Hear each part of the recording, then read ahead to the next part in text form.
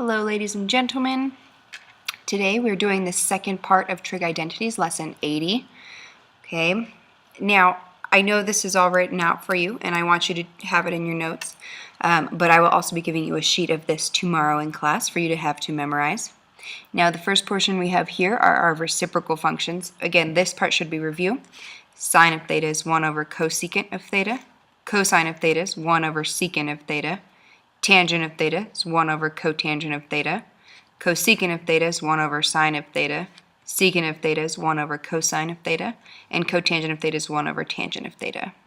Okay, that should be a review from the very first time we learned about trig functions. The next we have our negative theta relations.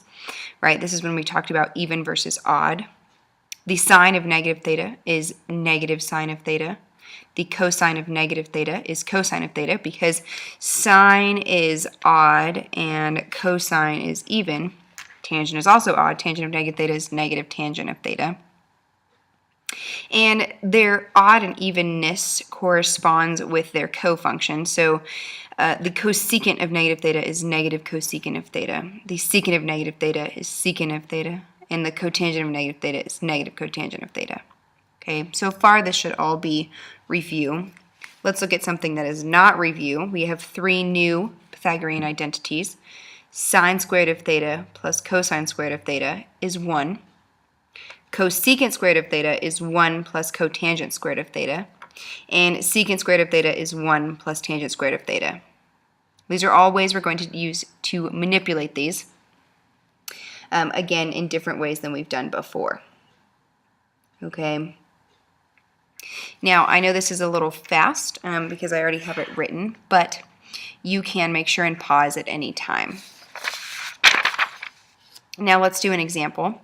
Example 1, we are going to show that the secant squared of theta minus tangent squared of theta over 1 plus cotangent squared of theta is sine squared of theta. Now, what we do, we remember, is we take this left-hand side and we're going to manipulate it to be able to get to sine squared of theta.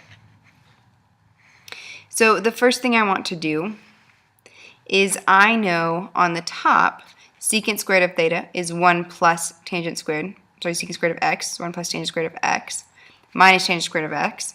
My bottom, I know that 1 plus the cotangent squared of x is cosecant squared of x. Now on top my tangents cancel, and on bottom stays the same, leaving me with 1 over cosecant squared of theta, which is sine squared of theta. Okay, again, I know this is a little fast. If you have any questions, write them down or pause it. Let's do a second example. We want to show that 1 over tangent of A plus tangent of A is secant of A times cosecant of A. Okay, now we know that 1 over tangent of A we can rewrite as cosine of A over sine of A, and tangent of A is sine of A over cosine of A. And we're going to combine those into one fraction. So here you will see I've written it as cosine of A over sine of A plus sine of A over cosine of A. And to combine them into one fraction, I multiply this first term by cosine of A, this second term by sine of A,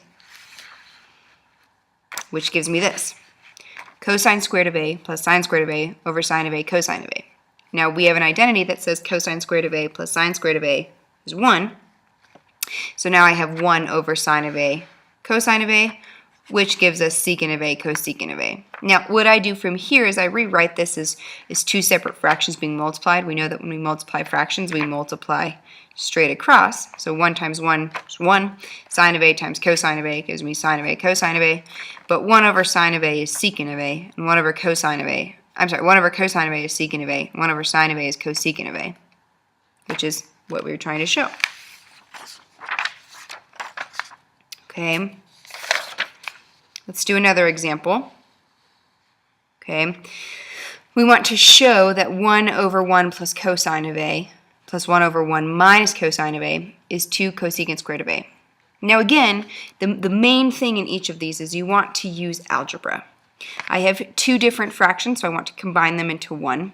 So I'm going to multiply this term by 1 minus cosine of A, and I'll multiply this term by 1 plus cosine of A to combine them into one fraction. Now, my common denominator is going to be 1 plus cosine of A times 1 minus cosine of A.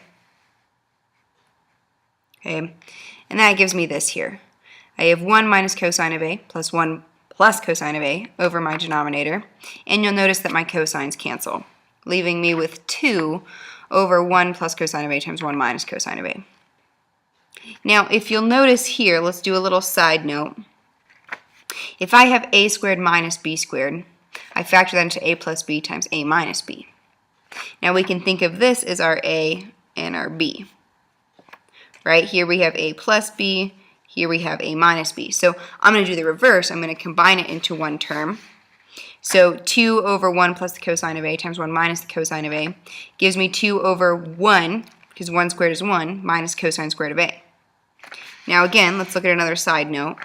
We know that the sine squared of A plus the cosine squared of A is 1, so sine squared of A is 1 minus cosine squared of A. So here, instead of 1 minus cosine squared of A, I'm going to write sine squared of A. So I have 2 over sine squared of A, which is 2 cosecant squared of A. One more example. Again, pause wherever you need. We're going to show that the cosine of A over 1 plus the sine of A plus 1 plus the sine of A over cosine of A is 2 secant of A. Now again, the key in this is algebra. Okay, I have two different fractions. I want to combine them into one. My common denominator is going to be cosine of A times 1 plus sine of A. So I multiply this term by cosine of A. I multiply this term by 1 plus sine of A. Giving me this here, cosine squared of A plus 1 plus 2 sine of A plus sine squared of A. Remember here, I have 1 plus sine of A times 1 plus sine of A, and I FOIL this out, leaving me with this. Now if I group these, I'm going to put these together, cosine squared of A plus sine squared of A. We know that the cosine squared of A plus sine squared of A is 1, so this gives me 1 plus 2 sine of A. And I know that 1 plus 1 is 2. I hope you know that as well. And I can factor out a 2 from this first term and this term, which gives me 2 times 1 plus sine of A. My 1 plus sines of A cancel, so I have 2 over cosine of A, which is 2 secant of A. Okay. Now I know that this was a very fast video. I hope you paused it, and I hope if you have any questions you bring them to class tomorrow. That is all for today.